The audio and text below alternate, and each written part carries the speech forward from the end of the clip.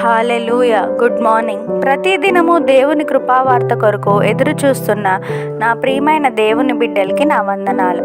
ఈ దినము పరిశుద్ధాత్మ దేవుడు జీవ గ్రంథంలో నుండి మన కొరకు ఇచ్చిన వాగ్దానం కొరింథీయులకు రాసిన 2వ పత్రిక 6వ అధ్యాయం 2వ వచనం. అనుకూల సమయమందు నీ మొర ఆలకించితిని, రక్షణ దినమందు నిన్ను ఆదుకొంటిని అని ఆయన చెప్పుచున్నాడు కదా.